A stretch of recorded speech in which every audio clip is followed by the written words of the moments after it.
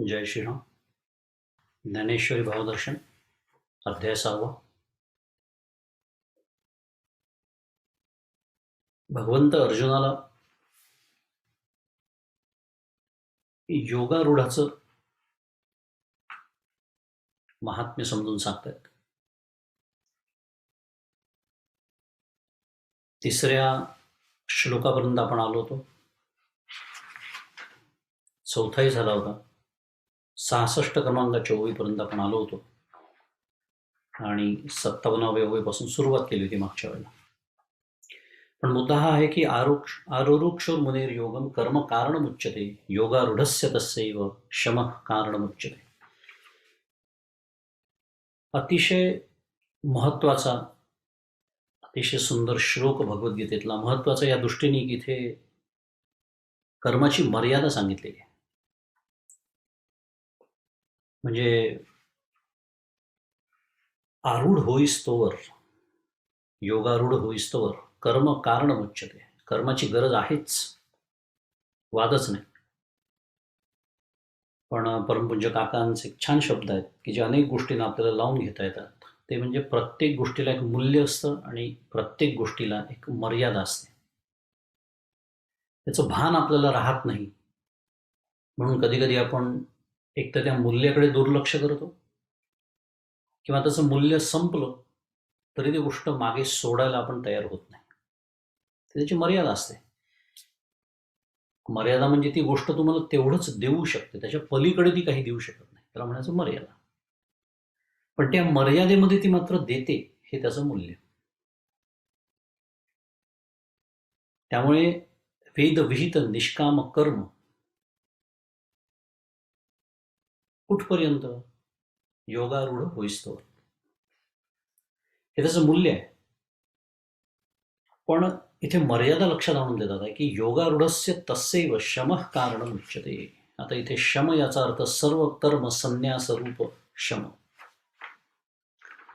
फार मागे जायचं नाही आपल्याला, कारण हे आधीच्या 2 वाचनापूर्वीचं आहे हे. पण एक पटकन संदर्भ तयार व्हावा आजच्या विषयामध्ये, योग्य तो प्रवेश होण्याच्या दृष्टीने. कारण असं जर झालं नाही तर 60 क्रमांकाची जी ओळी अत्यंत महत्वाची, की जिथे समाधीचंच वर्णन आहे थेट. आपण आता ते सगळं सोडून देऊया. यम नियम, आसन प्राणायाम, धारणा ध्यान समाधी, अष्टांग योगाच्या 8 पायऱ्या आपण मागच्या वाचनामध्ये ओलांडल्या. पण जी समाधीची पायरी आहे की जिथे जेथ पुढील पैस पारुखे, मागील स्मरावे ते ठाके, ऐसिये सरसीय भूमिके समाधी राहे. असं सरस ही जी भूमिका आहे, सरस सरस म्हणजे अशा समान भूमिकेवरती सगळं बंद पडलेलं आहे. भूतकाळातल्या बुड्या आणि भविष्य काळातल्या उड्या या पूर्णतः जिथे थांबलेल्या आहेत, पूर्णतः, एका क्षणासाठी नाही, पूर्णतः. आपण मागच्या तो एक शास्त्रीय शब्द पाहिला होता, अंतराय रहित. आता अंतराय सहित नाही, रहित. तैलधारावत, ध्यानाची व्याख्याच केलेली आहे, शास्त्रीय व्याख्या. तेल जसं पडतं, पाण्याची धार तुटत तुटत पडते, तेलाची धार कशी अखंड पडते, तसं तैलधारावत एखाद्या विषयावरती. आता एखादा विषय म्हणजे कोणता विषय बघूया आपण, पण एखाद्या विषयावरती असं म्हणू सध्या, चित्त जेव्हा एकाग्र होतं, ती ध्यानाची अवस्था. त्याच्या पुढे समाधी आहे. आणि कितीही नाही म्हटलं तरी ह्याच्यात सुद्धा द्वैत आहेच, सूक्ष्म का होईना, एका विषयाचं का होईना. कारण ज्याच्यावर लक्ष केंद्रित करायचं, एकाग्र करायचं, तो विषय चित्त एकाग्र करणारा मी म्हणजे साधक, आणि चित्त एकाग्र करण्याची प्रक्रिया, हेही द्वैत जिथे संपतं, म्हणून ऐसीये सरसीय भूमिके समाधी राहे. त्याच्या पुढचा टप्पा समाधीचा आहे. आणि असा जो समाधीचा अनुभव घेत आहे तो अमर्याद श्रेष्ठ झालेला तो पुरुष, आता त्याला योगारूढ म्हणतात, समहित चित्ताचा म्हणतात. इथे समाधीचा उल्लेख केलेलाच आहे. कारण इथे म्हटलेलंच आहे की जो समाधीचा अनुभव घेत आहे म्हणून त्याला अत्यंत अमर्याद श्रेष्ठ पुरुष म्हटलं आहे. वर्णन त्याचं वर्णन करणारं आपले आवडते मंडन मिश्र पुन्हा एकदा त्यांना आणतो, जे पुढे सुरेश्वराचार्य झाले, म्हणजे जे पुढच्या मंगळवारी सुरेश्वराचार्य होणार आहेत. आपल्या वाचनात गमतीचा विषय, आपल्या वाचनात ते पुढच्या मंगळवारी होणार आहेत. पण त्यांनी जो नैष्कर्म सिद्धी नावाचा अप्रतिम ग्रंथ लिहिलेला आहे, त्याच्यामध्ये अमर्याद पुरुषाचं, अमर्याद श्रेष्ठ पुरुषाचं वर्णन करताना ते म्हणतात आहे की दगदाखिलाधिकारश्चेत ब्रह्मज्ञानाग्नी नामुनिही वर्तमान श्रुतेर मूर्ध्नी नैव स्यास्वेद किंकरा. अतिशय सुंदर श्लोक मागच्याला आपण पाहिला होता. कारण त्याचा अर्थ कळला की त्याचं महात्म्य कळतं की ब्रह्मज्ञानरूप अग्नीने ज्याचे कर्माचे अधिकारच दग्ध झालेले आहेत, दगदाखिलाधिकारश्चेत, अखिल अधिकार ज्याचे दग्ध झालेले आहेत, असा आत्मचिंतनशील मुनी वेदांच्या मस्तकावर शोभतो. म्हणजे तो वेदांचा दास कधी होत नाही. म्हणजे तरी काय, म्हणजे त्या सहजावस्थेमध्ये त्याला आता विधिनिषेध उरले नाही. म्हणजे तरी काय, म्हणजे आता वेद सुद्धा त्याला सांगू शकत नाही हे कर किंवा हे करू नको. हे महात्म्य प्राप्त होतं, ज्या वेदांच्या आधारे प्राप्त होतं त्याच वेदांच्या म्हणजे शास्त्राच्या पलीकडे तो महात्मा निघून जातो. आता ते शास्त्र हे त्याला काही सांगू शकत नाही, हे त्याचं महात्म्य. असा हा अमर्याद श्रेष्ठ पुरुष. कारण हे त्याला कधी साध्य होतं, तर तो सर्व संकल्पांचा त्याग करतो तेव्हाच त्याला योगारूढ म्हणतात. यदा ही नेंद्रियार्थेषु, हा चौथा श्लोक जो आहे त्याचा अर्थ आपण मागच्याला पाहायला सुरुवात केली होती. पण हे सर्व तेव्हा शक्य होतं. मुख्य विषय जो होता की तो सर्व संकल्पांचा त्याग करतो, सर्व संकल्प संन्यासी, संकल्पांचा त्याग, तेव्हाच त्याला योगारूढ म्हणता येतं. आचार्य म्हणतात त्यांच्या भाष्यामध्ये, सर्व काम परित्यागे च सर्व कर्म संन्यासः सिद्धो भवति. पुन्हा एकदा वाचतो, सर्व कर्म संन्यास कधी सिद्ध होतो, सर्व काम परित्यागे. इतका आग्रह काय, कधी कधी काय तेच सांगतात नाही का, कुठलाही ग्रंथ घ्या, कुठलाही विषय घ्या, त्याचं कारण आहे. पुन्हा एकदा ती आपण मागे जाऊया.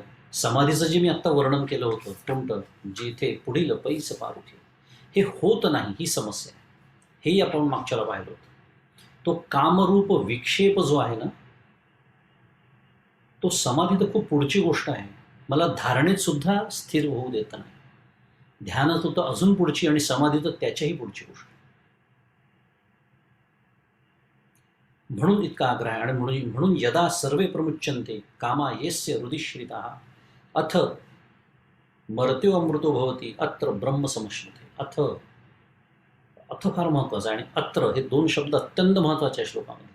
तेव्हा आणि तेव्हाच, किंवा यदा सर्वे प्रमुच्यन्ते कामा येस्य हृदिश्रिताः, बऱ्याच वेळा सांगतो मी हा श्लोक.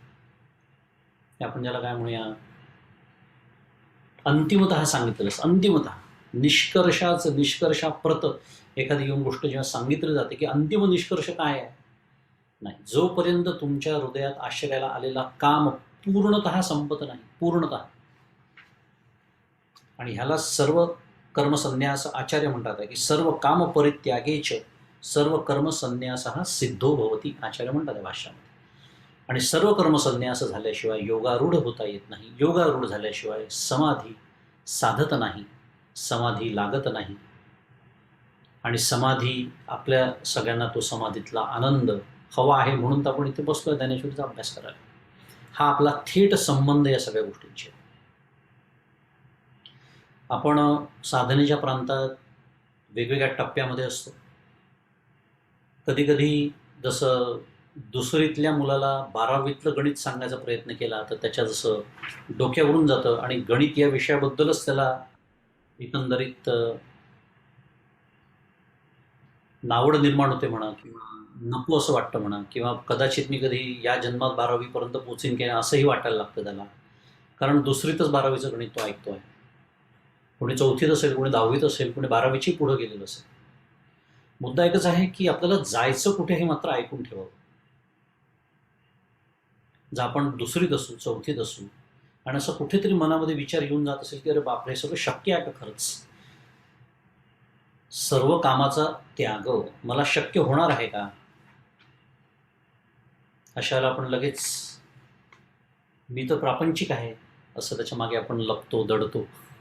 अर्थातच प्रापंचिक आहे, पण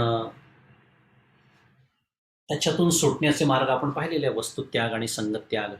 पण संगत्याग करता करता करता एक वेळ अशी येते की वस्तुत्याग सुद्धा महत्वाचा ठरतो. कारण एक अशी पातळी येते की जिथे संगत्याग केल्यानंतर सुद्धा जी थोडीफार उरतात कर्तव्य, जरीही संग नसला तरीही ती विक्षेप होतात. पण म्हणून मी म्हणालो फार पुढचा टप्पा तो आहे. पण निदान आपल्याला जायचं कुठे आहे? आणि तुकाराम महाराज म्हणतात थोडे आहे, थोडे आहे, चित्त सहाय्य झाली. गडबड तिथेच आहे. थोडे आहे म्हणतात ते, आपल्याला आधार देतात, समजूत घालतात, पण चित्त सहाय्य झाली. आणि तिथेच तर आपलं काय होतं, घोडं पेंड खातं थोडक्यात.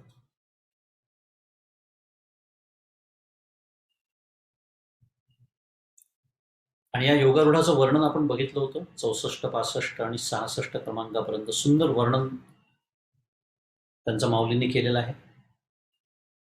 ते सोडून देऊ, त्यातला एक महत्वाचा विषय घेऊ आणि पुढे जाऊ. फक्त की कामाचं कारण हा जो संकल्प, ज्याचा त्याग करणे हा ज्याचा स्वभावच झाला आहे, असा पुरुष योगारूढ झालेला असतो असं आचार्य म्हणतात.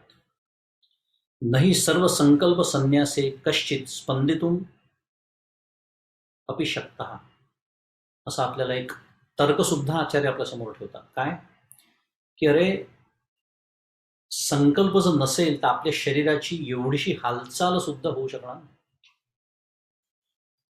जसं मागच्याला आपण बोललो होतो की ऐकता ऐकता एखादा डास अंगावर बसला असेल आणि आपल्या नकळत आपण तो मारला असेल किंवा उडवला असेल, असं वाटतं. खरं मी काही संकल्प नव्हता केला त्या डासला मारण्याचा, पण ते इंद्रियांचा तो संकल्पच असतो. इतकं वळण ते इंद्रियांना लागलेलं असतं. आणि ह्या वळणापासून आपल्याला जायचं कुठपर्यंत आहे? वाल्याचा वाल्मिकी जसा झाला तिथपर्यंत. त्या डासावर गोष्ट आठवली, सांगून टाकतो बारीकशी आणि पुढे जातो. थोडं तत्वज्ञान आधीच, भगवद्गीता ज्ञानेश्वरी गहन तत्वज्ञान आहे. आणि मी आधीच वर्णन केलं, 12वी नाही खरं PhDचं वर्णन सुरू आहे, समाधीपर्यंत पोचलो आहे आपण. पण डास म्हटल्यामुळे एक गोष्ट आठवली. कोणती?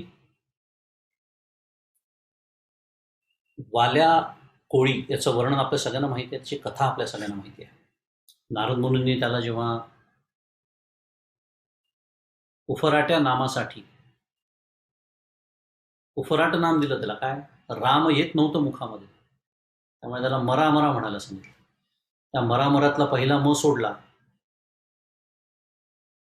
आणि पुढचा रा सोडला की काय होतं, मधलं राम, अशी त्याची सुरुवात होती.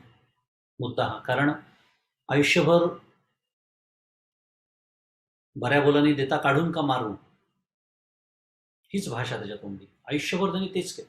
घरी गेल्यावरही खा एकदाच आहे, मराले का हो, तुमच्यासाठी आणलं मी हे सगळं करून, असं सारखं मरण्याचीच भाषा त्याच्या तोंडात आणि मारण्याची भाषा. त्या राम येईच ना. त्यामुळे उफराट्या नामासाठी तिथून सुरुवात केली त्याची.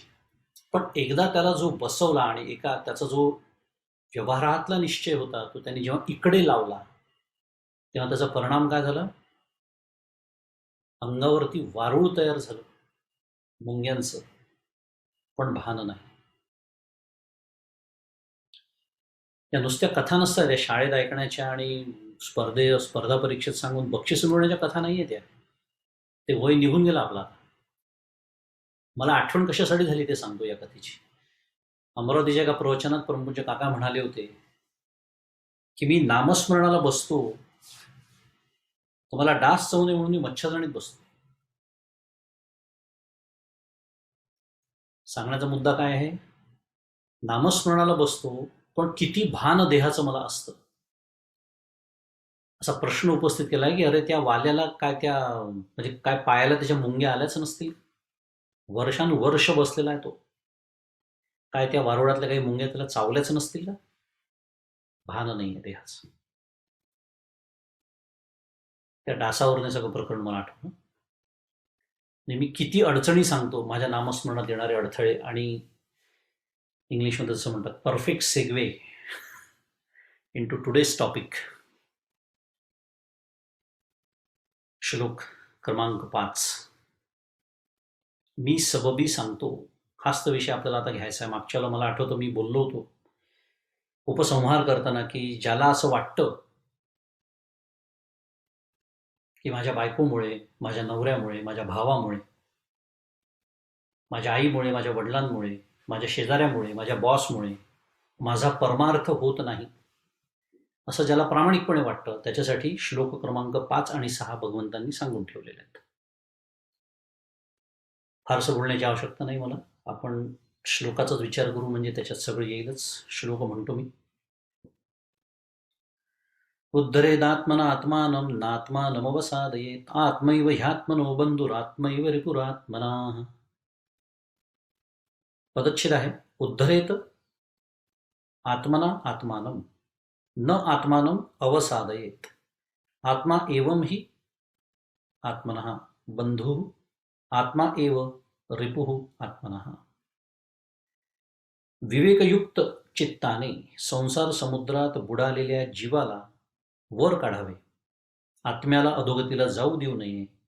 असे केले तर आपणच आपले मित्र आहोत, आणि असे नाही केले तर आपणच आपले शत्रू आहोत. म्हणजे माझा मित्र किंवा माझा शत्रू फक्त मीच आहे. थोडक्यामध्ये सांगायचं झालं तर परमार्थ हा पुरुषार्थ आहे, हा सिद्धांत सांगणारा हा श्लोक आहे. स्पष्ट भगवंत बोलतात आहेत की जर माझी पारमार्थिक प्रगती होत नसेल आणि जर मी दुसऱ्या कोणाच्या नावाने खडे फोडत असेन, तर इथली भाषा वापरून घेतो, माझा शत्रू मी आहे. आणि अतिशय तर्कशुद्ध विचारात तुम्हाला सांगतो की का बरं परमार्थाला पुरुष प्रयत्न किंवा पुरुषार्थ म्हटलेला आहे. इतर सगळ्या गोष्टींना शास्त्र प्रारब्धाची मर्यादा सांगतं, बरोबर आहे. त्याचं कारण आहे की मला या जगातल्या ज्या वस्तू किंवा जे काही वस्तू म्हणण्यापेक्षा जे काही मला हवं असतं, जे काही माझे विषय असतात माझ्या अंतःकरणामध्ये घर करून राहिलेले, त्या सगळ्या गोष्टींमध्ये इतरांचा संदर्भ येतो, या जगताचा संदर्भ येतो. त्याच्याशिवाय ती गोष्ट पूर्णच होत नाही. कारण मला हवी असलेली प्रत्येक गोष्ट या जगामध्ये असते. जीवभावानी मी जेव्हा एखाद्या गोष्टीची इच्छा प्रदर्शित करतो, हवं असं म्हणतो, त्यासाठी प्रयत्न करतो, आणि ज्या क्षणी या जगताचा संदर्भ येतो त्या क्षणी इतर सगळ्या उरलेल्या, अगदी पृथ्वीवरचे सगळे लोक सोडून देऊ, ज्या लोकांशी माझा संबंध येतो वेगवेगळ्या नात्यांनी, ऑफलाईन आणि ऑनलाईन, आजची भाषा वापरून घेतो, त्या सगळ्यांचा संदर्भ येतो. आणि मग कशाला सुरुवात होते? संघर्षाला सुरुवात होते. कारण मला जी गोष्ट हवी असते कदाचित तीच गोष्ट दुसऱ्याला हवी असते.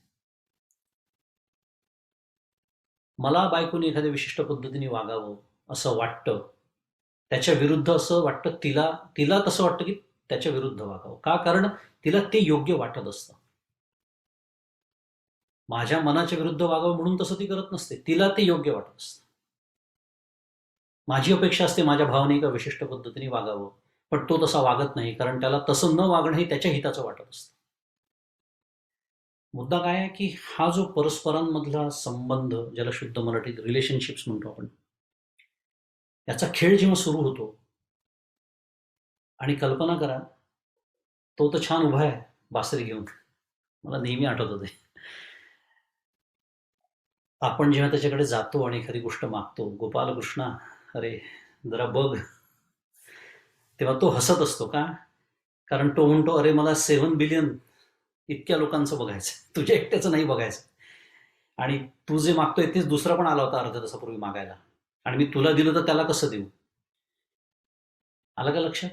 कसा प्रारब्धाचा, म्हणून त्याची प्रारब्ध नावाची जी व्यवस्था आहे की तुम्ही मला नमस्कार केला म्हणून तो काहीही देत नाही, आणि तुम्ही मला शिव्या दिल्या म्हणून तो तुम्हाला काही देत नाही, असंही नाही. इतका तो निपक्षपाती आहे. मग कशाच्या आधारावरती देतो? आपल्याच पूर्वकर्माच्या आधारावरती देतो, बस.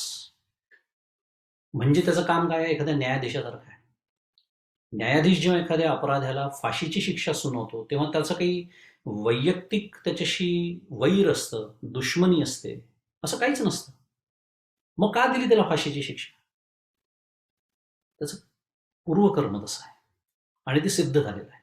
एखाद वेळेस तो न्यायाधीश चुकू शकतो, कारण त्याच्या विरुद्धचे पुरावे देणारा एखादा खोटा बोलू शकतो किंवा एखादा पुरावा उपलब्धच नसू शकतो. पण तो कधीच चुकत नाही. कोणता? तो म्हणजे तो बासरी घेऊन जो उभा आहे, हसतमुख. तो का चुकत नाही? आपल्या सगळ्यांच्या हृदयात तोच आहे. त्यामुळे कर्म तर सोडून द्या, विचार सुद्धा जे उठतात ते त्याच्याच अधिष्ठानावरती उठतात आहेत. काय लपवणार आहे त्याच्यापासून? लपवूच शकत नाही. आपण म्हणतात ना ते की तुम्ही जगाला फसवाल, स्वतःला नाही फसवू शकत. का? सगळे विचार त्याला कळतात आहे, त्या ताबडतोब register, it's already documented, documented नाही, लॉग. तो जो लॉग आहे सगळा तो ठेवणारे आहेत. विषय वेगळा आहे, सोडून देऊ. मुद्दा एवढाच मला सांगायचा आहे की ह्या सगळ्याला प्रारब्धाची मर्यादा किंवा बंधन आहे. पण परमार्थाबद्दल आपण जेव्हा बोलतो तेव्हा परमार्थाचं मुख्य साधन काय आहे? हा दिवा, घंटी, उदबत्ती? नाही. ही बाह्य साधन आहे. थोडंफार सहाय्य करतात. उदबत्ती लावली, छान वाटतं, चित्त उल्लसित होतं. पण उदबत्ती लावल्याशिवाय माझं ध्यान होत नसेल तरी बिघडलं. मुद्दा एवढाच आहे की ह्याला साधन नाही म्हणत. परमार्थाचं खरं साधन आहे अंतःकरण. करण याचा अर्थ इंद्रिय असा होतो. इंद्रिय शब्द आपल्याला चांगला माहिती आहे, पण इंद्रिय म्हटलं की आपल्याला नाक, कान, डोळे हेच आठवतं फक्त. मग याला काय म्हणायचं? हे बहिर्करण झाली, बाह्यकरण झाली. अंतःकरण म्हणजे आतलं करण, आतलं इंद्रिय, म्हणजे माझं मन, बुद्धी, चित्त, अहंकार. साध्या भाषेत अंतःकरण. हे माझं काय म्हणायचं साधन आहे मुख्य परमार्थाचं. आता साधा विचार करू, आपण तर्क करू. हे कोणाच्या नियंत्रणाखाली आहे? माझं अंतःकरण कोणाच्या नियंत्रणाखाली आहे? किंवा कोणाच्या नियंत्रणाखाली असायला हवं? थोडा बदलून घेतो प्रश्न. कारण होतं असं की माझं अंतःकरण सुद्धा माझ्या ताब्यात नसतं. तोच तो विषय आता आहे सगळं सुरू. उद्धरेदात्मानम नात्मानमवसादयेत. कारण जेव्हा एखादी घटना घडते, जेव्हा कोणीतरी काहीतरी बोलतं आणि त्याला मी रिॲक्ट करतो, रिस्पॉन्ड करण्याच्या ऐवजी, मुद्दाम इंग्लिश शब्द वापरून घेतो आहे, माझी जी प्रतिक्रिया आहे. परमपूज्य काकांनी इतका सुंदर विषय हा मांडलेला आहे की हा मी जेव्हा आयुष्यात पर्यंत ऐकला होता काही वर्षांपूर्वी, 15-20 वर्ष होऊन गेली असतील, तेव्हा मला असे खडबडून माझे डोळे उघडले होते. अरे हो, आपण असा विचार कधी करतच नाही. काय? की जेव्हा समोरची व्यक्ती काहीतरी बोलते, कल्पना करू की त्याने माझी निंदा केली किंवा माझा अपमान केला, काहीतरी मला रागवून बोलले, माझ्या मनाविरुद्ध काहीतरी समोरची व्यक्ती जेव्हा बोलते, तेव्हा ती एक प्रवाह निर्माण करून देते आणि त्या प्रवाहामध्ये मी वाहत जातो. प्रवाह पतित होतो तेवढ्या वेळापुरती. म्हणजे काय? म्हणजे मी रिॲक्ट करतो त्याला, मी रिस्पॉन्ड नाही करत. शांत बसणं अपेक्षित नाही आहे. समोरची व्यक्ती जर खोटा आरोप माझ्यावरती करत असेल समजा, तर मी शांत बसणं म्हणजे काय होईल? त्याचा आरोपी मान्य केल्यासारखं होईल, असा अर्थ नाही. पण मला जे काही म्हणायचं आहे ते शांतपणे सांगता येऊ शकतं की तू बोललास, मी तुझं ऐकून घेतलं, पण मी तुझ्याशी सहमत नाही आहे. हे चुकीचं आहे. का चुकीचं आहे? ते याच्यासाठी चुकीचं आहे. पण हे कधी होतं? मला मुख्य विषय हा सांगायचा होता. काका असं म्हणाले होते की मी माझं स्वातंत्र्य गमावून बसतो. मी जेव्हा त्यांनी बोललेल्या गोष्टीला जेव्हा प्रत्युत्तर देतो, याचा अर्थ मी माझं स्वातंत्र्य गमावून बसलेलो आहे. त्यांनी निर्माण केलेल्या प्रवाहात मी सापडलो आहे, म्हणजे मी परतंत्र झालेलो आहे. किती सुंदर विचार आहे, डोक्यातच येत नाही आपल्या. कारण आपल्याला काय शिकवलेलं असतं? अरे ताबडतोब उत्तर दिलं पाहिजे, जशास तसं. म्हणजे काय? त्यांनी निर्माण केलेल्या प्रवाहात सापडलंच पाहिजे असा त्याचा अर्थ होतो. असं नाही.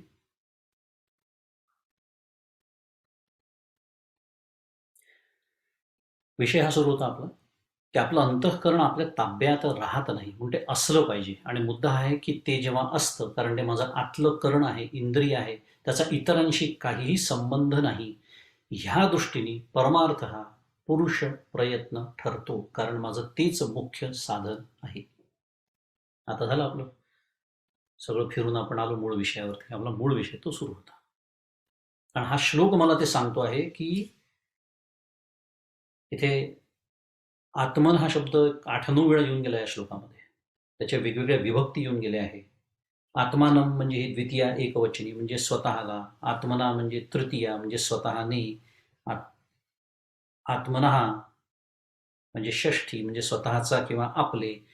थोडक्यात काय आहे की इथे आत्मा हा शब्द म्हणजे आपण परमार्थामध्ये विशेषतः आत्मा म्हणजे ब्रह्म या अर्थाने घेतो, तो अर्थ इथे अपेक्षित नाही.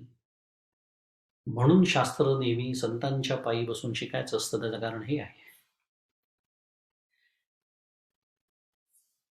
एक दृष्टांत अचानक आठवला म्हणून सांगतो. व्याख्या जरूर असते, डेफिनेशन असते, पण एक संगीतातलं उदाहरण सांगतो. इथे पाश्चात्य संगीतामध्ये मेजर आणि मायनर कॉर्ड असं म्हणतात. म्हणजे काय की सी शार्प, डी शार्प, जे संगीतातले लोक आहेत त्यांना माहिती आहे. त्याची एक स्केल असते ठरलेली. म्हणजे काय, त्याची डेफिनेशन असते. इतके इतके हर्ड्स म्हणजे सी, इतके हर्ड्स म्हणजे सी शार्प, तितके हर्ड्स म्हणजे डी. ठरलेलं असतं. त्यांची गिटार जेव्हा ते ट्यून करतात तेव्हा बरोबर त्याला अगदी तंतोतंत. आता तुम्ही शास्त्रीय संगीत जे आहेत, आपले भारतीय शास्त्रीय संगीत जे आहे त्याच्यामध्ये तुम्ही बघाल तर सारे ग म प ध नि सा, कुठल्या स्केलमध्ये हा तुम्ही पांढरी एक काळी एक, पांढरी दोन काळी दोन, त्याप्रमाणे हे ठरतं. पण हे जरी ठरलं तरी कोमल रे जर लावायचा असेल तर तो कोमल रे ठरलेल्या फ्रिक्वेन्सीला लागत नाही. मग तो कशाप्रमाणे लागतो, तो कोमल रे कोणत्या रागात आलेला आहे.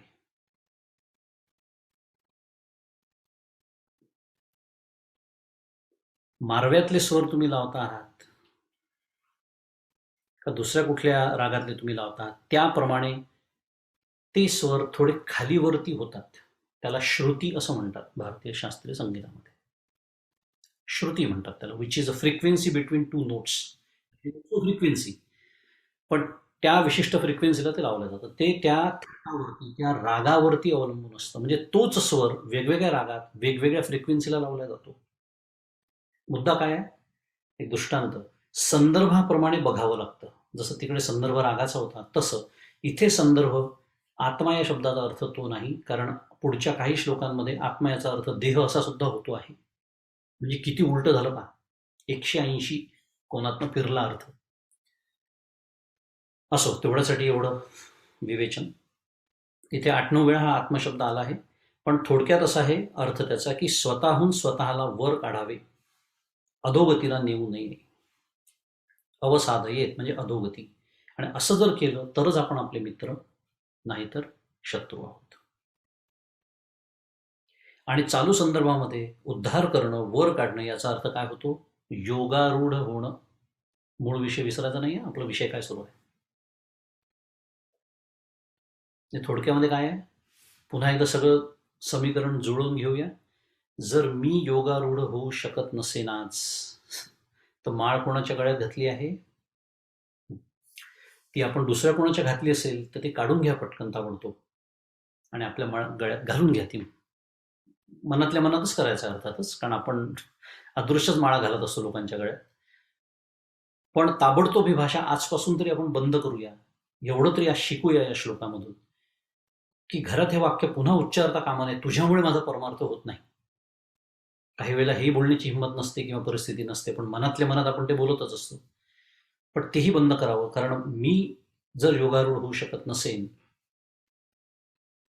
किंवा मी स्वतःला करत नसेन म्हणूया, तर मी माझा मित्र नाही, तर मी माझा शत्रू आहे. कारण ज्ञानेश्वर महाराजांनी सुरुवात करून दिली होती की या योगारूढाला ही एवढी मोठी योग्यता कोण देतं ती मला सांगा. आणि त्याच्यावर तव हासोनी कृष्ण म्हणे, तुझे नवल नाहे बोलणे, कवणासी काय दिजेल कवणे, अद्वैती येथ. तेव्हा श्रीकृष्ण हसून म्हणाले, तुझे हे बोलणे चमत्कारिक नाही काय. अरे, या अद्वैत स्थितीत कोणाकडून कोणाला काय देणे घडेल. म्हणजे अशा त्या एका अंतिम अवस्थेबद्दल बोलणं सुरू आहे की तिथे आता देणं घेणं हा विषयच उरलेला नाही. कोण कोणाला काय देणार, कारण ती अद्वैताची अवस्था आहे.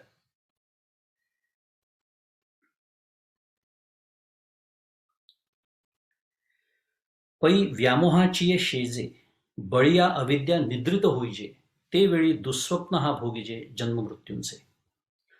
परंतु भ्रमाच्या शय्येवर बलवान अशा अविद्येच्या योगाने जीव जेव्हा झोपी जातो, म्हणजे काय, थोडक्यात देहालाच स्वतःचे स्वरूप समजून स्वतःच्या वास्तव स्वरूपाचे जीवाला जेव्हा अज्ञान असते, त्याच वेळी हा जन्ममरणांचे वाईट स्वप्न भोगीत असतो.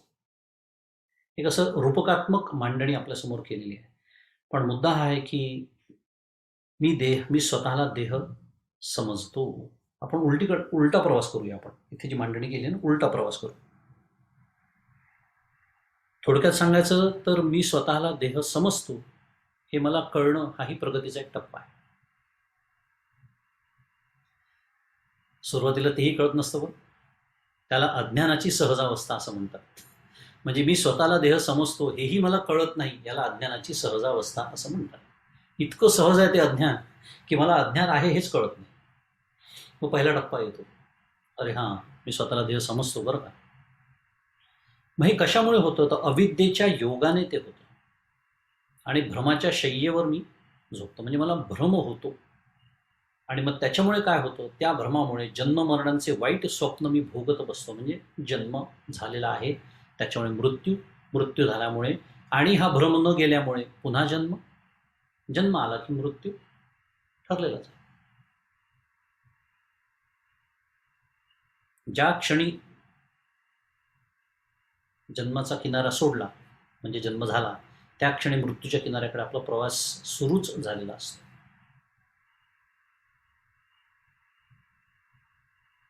जाऊ दे, ज्ञानेश्वर महाराजांची अजून एक ओवी आठवली, सोडून देतो, विषय बदले. याच अर्थाने समर्थ काय म्हणतात, बऱ्याच दिवसात मनाचे श्लोक आलेले नाही आहेत, आणायला पाहिजे. ज्ञानाचा प्रांत आहे, मनाच्या श्लोकांमधलं ज्ञानकांड. शेवटचे श्लोक समर्थ म्हणतात आहे, देहबुद्धीचा निश्चयो दृढ झाला. अगदी फार सुंदर श्लोक आहे, अगदी याच अर्थाचा. देहबुद्धीचा निश्चयो दृढ झाला, देहातीत ते हित सांडित गेला.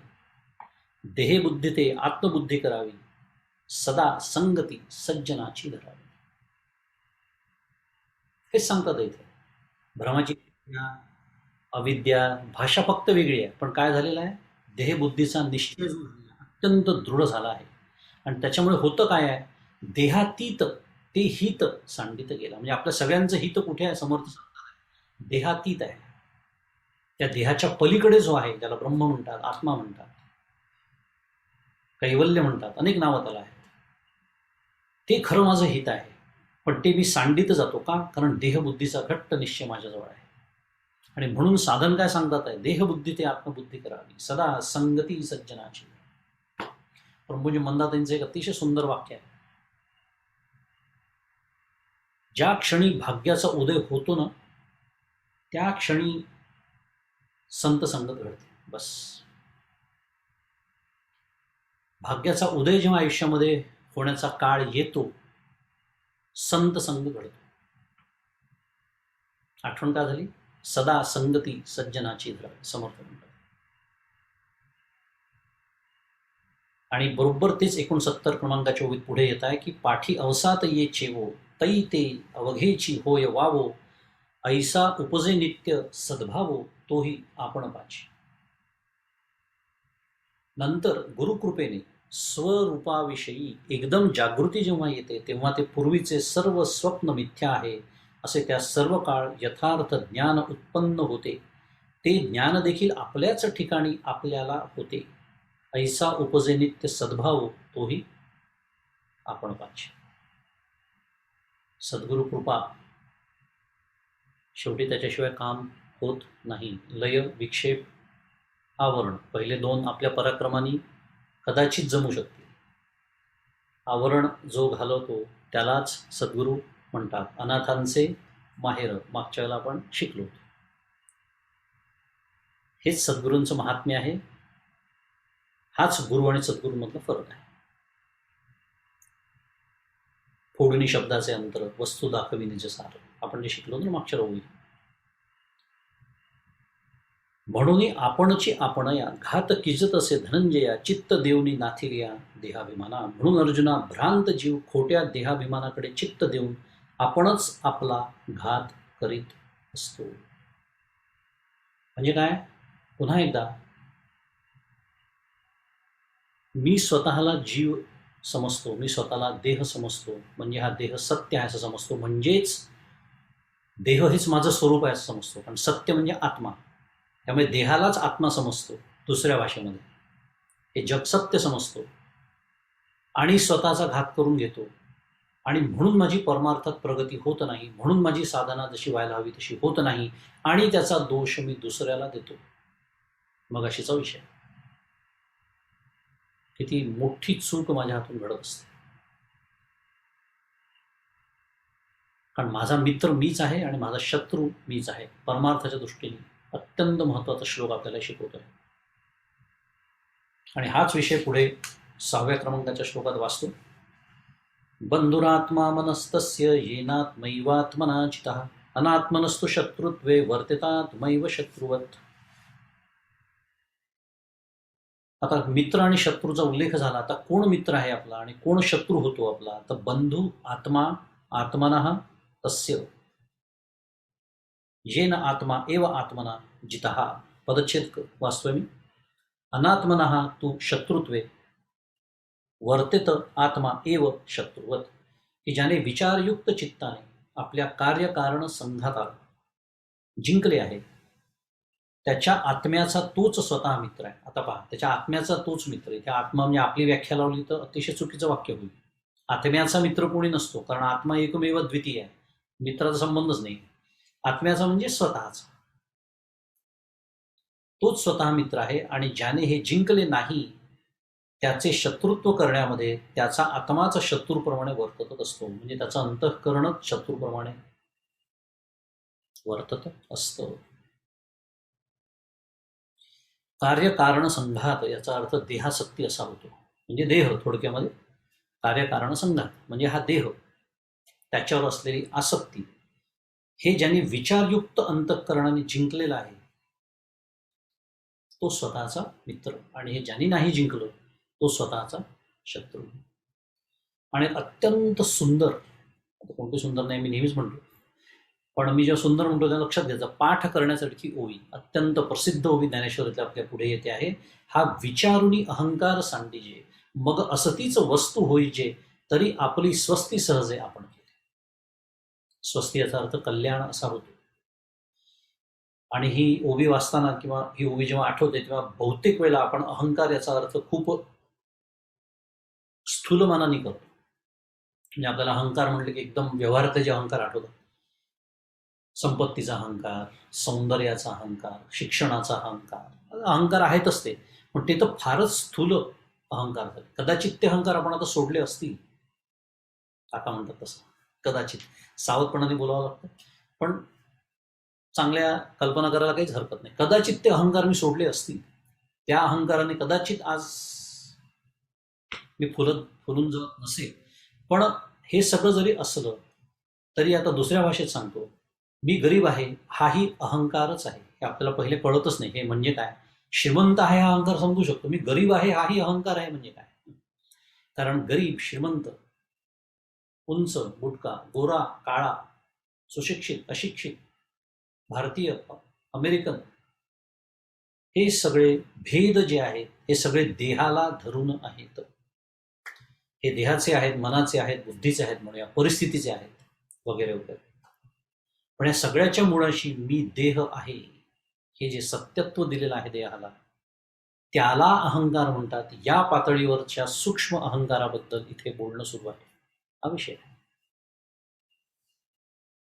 त्यामुळे हा विचारुनी अहंकार सांडेजे म्हणजे देह आणि आत्मा यांचा विचार करून देहावरील अहंकार टाकून द्यावा, मग आपले स्वरूप असलेले ब्रह्मवस्तू आपणच व्हावे. असे झाले तर सहजच आपले कल्याण आपण केल्यासारखे होते. म्हणजे पुन्हा काय, माझा मित्र मीच ठरतो असं मी जेव्हा करतो तेव्हा सारखी जबाबदारीची माळ आपल्या गळ्यात घालण्यात येते आहे. लक्षात आलं असेल तर सातत्याने त्यामुळे म्हणून मी म्हणालो की याच्यानंतर परमार्थातल्या आपल्या प्रगतीला किंवा अधोगतीला कोणालाही दोष देऊ नये. कारण कोणाला तरी दोष देण्याची जी प्रवृत्तीच मुळात निर्माण होते ना, ती रजोगुणातून होते. किती सूक्ष्म विचार आहे. आणि रजोगुणाच्या मुळाशी पुन्हा काय आहे? जगत सत्यत्व भ्रांती, देह सत्यत्व भ्रांती. कसं ते वर्तुळ पूर्ण होतं पहा.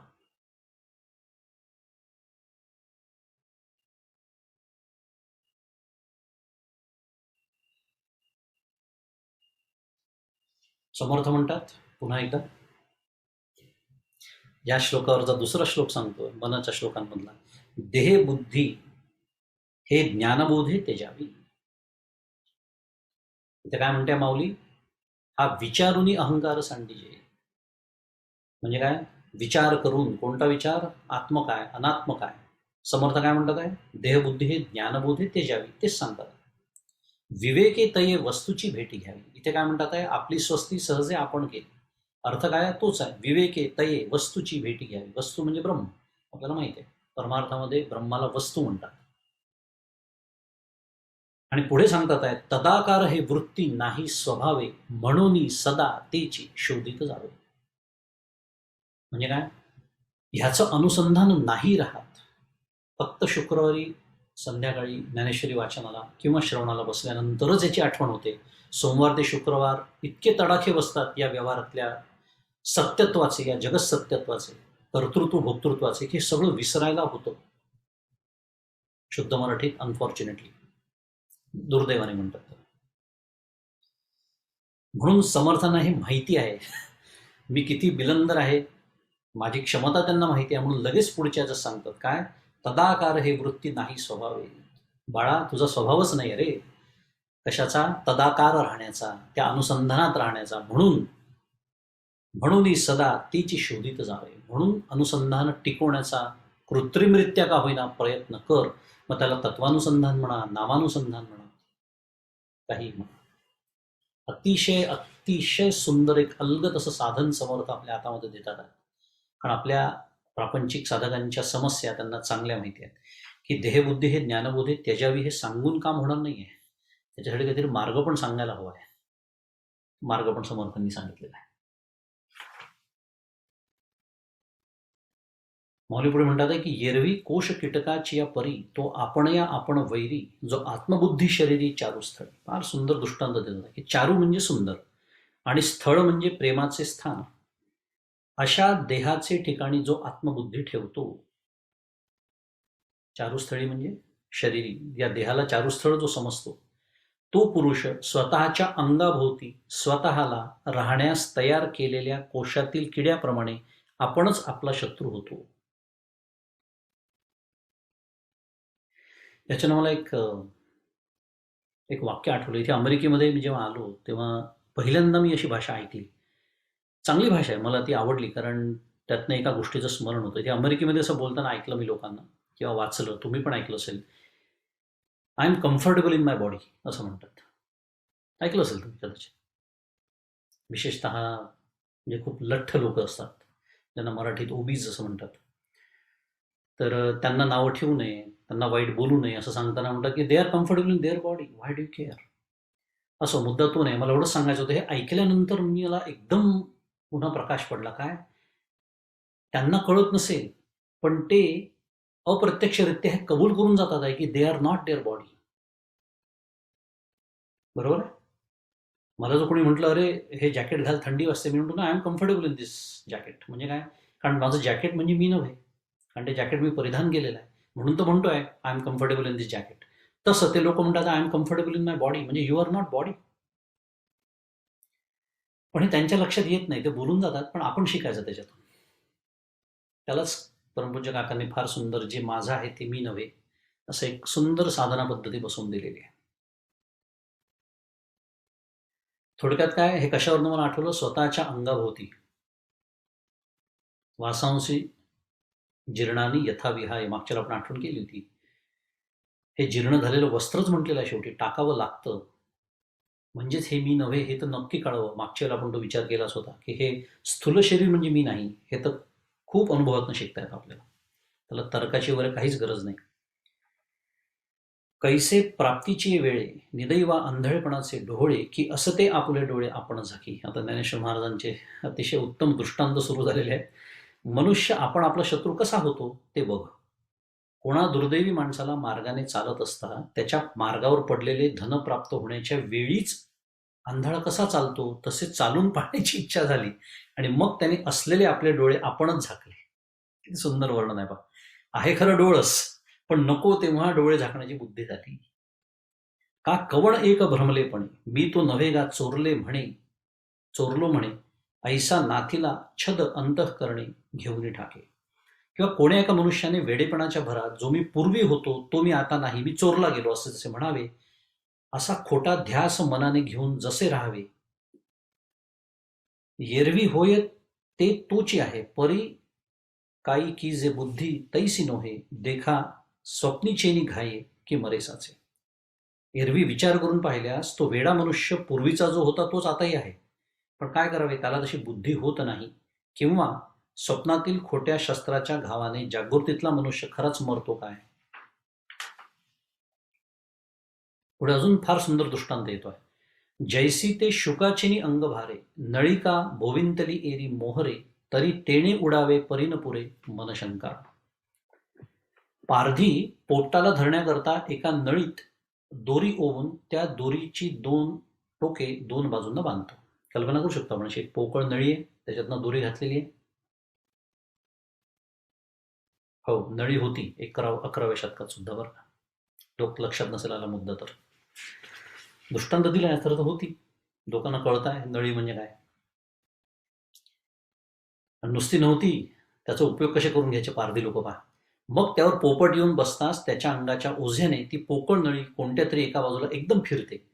त्यामुळे तर त्याने वस्तुतः उडून जावे, परंतु तो दुर्दैवाने उडत नाही. नळी सोडल्यास आपण खाली पडून मरून जाऊ अशा शंकेने भीतीने त्याचे मन भरून जाते.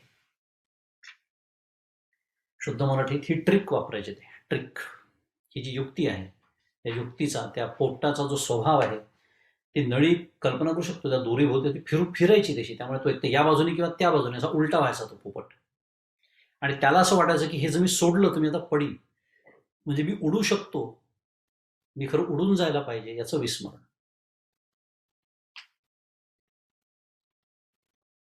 साबर थांबलो मी. पोपटाचं ठीक आहे, रामकृष्ण हरी. इथे नळी याचा अर्थ देह असा होतो. मी जे देहाला घट्ट धरून बसलोय, कारण मी देह नाही असं चुकून मला उद्या कळलंच आणि ती नळी सुटली. काका म्हणतात आधीच उल्हास, त्यातून फाल्गुन मास. असं होत नसतं, नाही तर जीवनमुक्ती संकल्पनाच बाद ठरली असती, सगळेच विदेहमुक्त झाले असते. असं नसतं. पण तरी सुद्धा इतकं त्या शरीराचं आणि देहाची आसक्ती असते की ती कल्पना सुद्धा सहन होत नाही. परमपूज्य काका एकदा प्रवचनात म्हणाले होते की काही साधक साधनेला बसल्यानंतर ध्यान काळामध्ये एक टप्पा असा येतो की देहाचा विसर पडायला लागतो. घाबरून उठतात त्या साधनेत. कल्पना करा. का, अरे बापरे, या देहाचा विसर, चुकून देह सुटला बिटला तर काय करता. त्याची आठवण का झाली, त्या पोपटासारखी परिस्थिती आहे. वायाची मान पिळी अटुवे हिये आवळी, टिटा तू नळी धरुनी ठाके, की व्यर्थच मानेला पिळे देतो, संकोचित छातीने नळीला आवळून धरतो आणि चोचित नळी धरून राहतो. म्हणे बांधला मी फुडा, ऐसिया भावनेची या पडे खोडा, की मोकळ्या पायाचा चवडा गोवी अधिके. तो मनात म्हणतो की मी निश्चित बांधला गेलो अशा भ्रामक कल्पनेच्या खोड्यात पडतो आणि पायाचा चवडा मोकळा असूनही नळीला अधिकच बांधून ठेवतो. ऐसा काजेविण आतुडला, तो सांगपा काय आणिके बांधला, मग न सोडीच जरी नेला तोडून अर्धा, त्याला जरी कुणी अर्धा तोडून नेला तरी तो मग नळीला सोडित नाही. असा तो कारणा वाचून अडला आहे. आता तूच सांग की त्या पोपटाला दुसऱ्याने बांधले आहे काय. आता दृष्टांत इथे संपला, पण आपल्याला महत्वाचा विषय याच्यातून हा शिकायचा आहे. काय, आज जे अज्ञानाचं बंधन आहे असं आपल्या सगळ्यांना वाटतं ते कल्पित आहे. फार मोठा शास्त्रीय सिद्धांत याच्यातून आपल्या पुढे येतोय बरं. त्याचं कारण आहे, काय शास्त्र अप्रतिम आहे तुम्हाला सांगतो बा वेदांत शास्त्र. जर ते कल्पित नसतं आणि सत्य असतं तर बंध कधीच निवृत्त झालं नसतं. कारण सत्याची व्याख्या असते, जे त्रिकालाबाधित असतं त्याला सत्य असं म्हणतात. हे तर्कशुद्ध भाषा. त्यामुळे बंधन हे कल्पितच आहे. कशासारखं? त्या उलट्या लटकलेल्या पोपटासारखं त्याला. ज्या क्षणी मी हे सगळं सोडून देईन आणि तोच विषय पुढच्या श्लोकात आपल्या पुढे येतोच आहे. अतिशय सुंदर मी सांगतो ना तत्वज्ञान आहे. अगदी भरभरून साधनेचं तत्वज्ञान आपल्या पदरात घालतायत, आपल्या भिक्षा घालतायत. फक्त माझ्या झोळीची चाळणी झालेली नको. आलं असं लक्षात काय म्हणायचं. फार सुंदर तत्वज्ञान आहे की तो जर ते जे अज्ञान आहे ते कल्पित आहे, ते जे बंधन आहे ते कल्पित आहे. कारण ते जर सत्य असतं तर ते कधीच गेलं नसतं आणि सगळी शास्त्र निष्फळ ठरली असती. आणि म्हणून माऊलींचे दृष्टांत पहा किती सुंदर आहे. या दृष्टांतातनं माऊली हे सांगण्याचा प्रयत्न करतात आहे की त्या पोपटाला खरं म्हणजे एखादा पिंजरा म्हणा किंवा एखादं जाळं म्हणा, त्या जाळ्यात त्याचा पाय अडकला म्हणा, असं नाही आहे दृष्टांत. असे पकडतात पोपटाला. काकांचा दृष्टांत सांगतो. जुनं दृष्टांत आहे, छान दृष्टांत आहे. थोडंसं एका प्रवचनात काकांनी गोष्ट सांगितली होती कोणाची, गाढवांची. गाढवाचा कळप, तो कळप घेऊन गावाहून एका गावाहून दुसऱ्या गावाला फिरणारे लोक. आणि गावात जायचं काय, गाढवांचं माल वाहतूक करण्यासाठी उपयोग करून घ्यायचा, पैसे मिळवायचे, पुढच्या गावात जायचं, असं त्यांचा धंदा व्यवसाय. असं मजल दरमजल करत ते जातात. एका गावात पोचतात, संध्याकाळची वेळ असते आणि त्यांच्या लक्षात येतं की गाढवांना बांधायच्या दोऱ्या मागच्या तळावरती म्हणजे मागच्या गावात विसरलेल्या आहेत. आता काय करायचं? आता आली पंचायत. कारण जाऊन परत येतो म्हटलं तर तेवढा वेळ नाही, रात्रच जायची पूर्ण. आता एवढे गाढवं, 50, 60, 70 गाढवं, यांना बांधायचं कसं? आणि बांधलं नाही तर रात्रभरात ते पळून जाणार. रात्रभर जागणार कोण?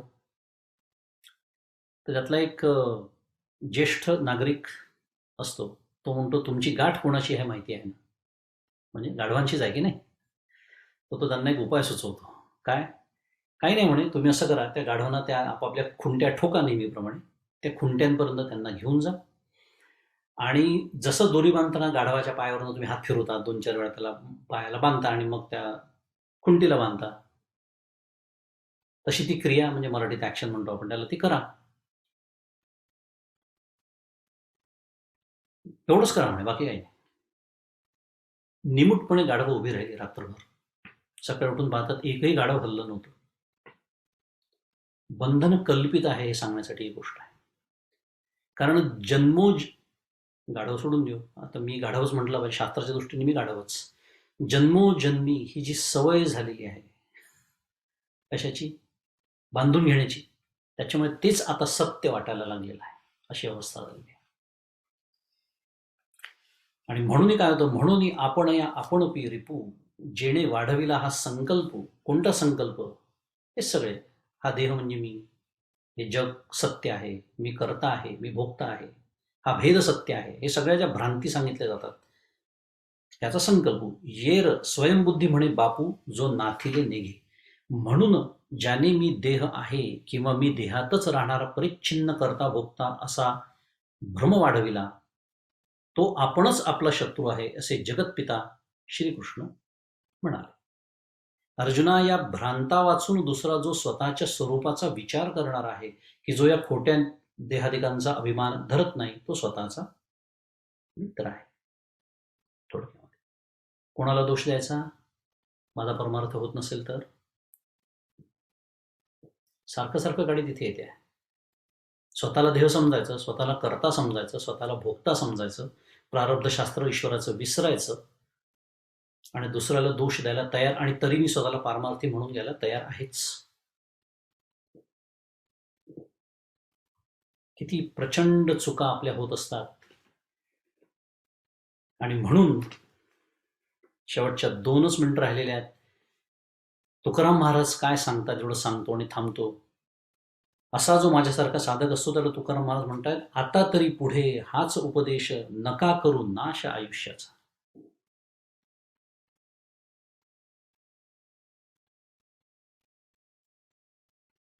आता तरी पुढे हाच उपदेश नका करू नाश आयुष्याचा.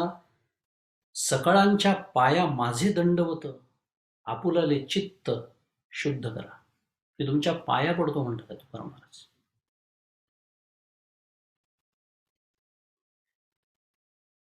पाणी यावं डोळ्यामध्ये, लाज वाटावी स्वतःची, संत आपल्या पाया पडतात आहेत. का? त्यांना हवंय माझ्याकडून काही? काय देणार आहे आपण त्यांना? काय हवंय त्यांना? गोंदवलेकर महाराजांचं सुद्धा अशा ठिकाणी वाक्य आहे, अरे तुम्ही नाम घ्या रे, तुम्ही नाम घेत असाल तर मी तिथे कुत्र्यासारखा पडून राहील, असं म्हटलेलं आहे महाराजांनी. ही वेळ आपण संतांवरती आणतो.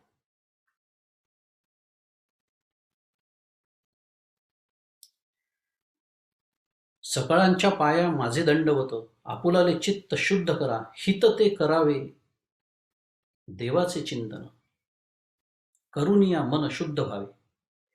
तुका म्हणे हित होय तो व्यापार, करा काय फार शिकवावे. तुकाराम महाराज सांगतायत की आता तरी पुढे हाच उपदेश नका करू नाश आयुष्याचा. आठवण करून देतात आहे की स्वतःला देह समजणं, या जगाला सत्य समजणं, दुसऱ्याला दोष देत माझा परमार्थाची प्रगती कशी होत नाही असा विचार करणं नका करू. हा नाश आहे आयुष्याचा. आणि वैशिष्ट्य अजून एक जाणवलं या अभंगाचं की ते म्हणतात हित ते करावे देवाचे चिंतन. मला सांगा, तुम्ही भजन म्हणू शकले असते? याला म्हणतात अभ्यास. खरं तुकाराम महाराजांनी भजन म्हटलं असतं तर काहीच वावगं नसतं वाटलं. बरं, ते त्या ह्याच्यातही बसतं, यमक म्हणा किंवा त्या चिंतनाच्या ऐवजी भजन. काही चुकलं नसतं, काही बिनसतं नसतं, नाही, पण ते चिंतन म्हणाले. हित ते करावे देवाचे चिंतन, करुनिया मन शुद्ध व्हावे. म्हणजे शुद्ध भाव त्याच्यासाठी हवा. आणि तुका म्हणे हित होय तो व्यापार. व्यापार म्हणजे ही साधना, ही आहे हिताची साधना. काय फार शिकवा, अजून काय सांगू तुम्हाला. मी तुमच्या पाया पडतो हवं तर, पण हे करा, कारण तुमच्या हितासाठी म्हणून सांगतोय. सगळे संत, तुकाराम महाराज असोत, समर्थ रामदास स्वामी असो, ज्ञानेश्वर महाराज असो, आपल्याला तेच सांगत असतात. म्हणून मी वेगवेगळे अभंग, मनाचे श्लोक, ज्ञानेश्वरीतल्या ओव्यात आपल्यासमोर आहेतच. तुकाराम महाराजांच्या या अभंगाने आजच्या वाचनाची सांगता करूया. माऊली श्री ज्ञानेश्वर महाराज की जय.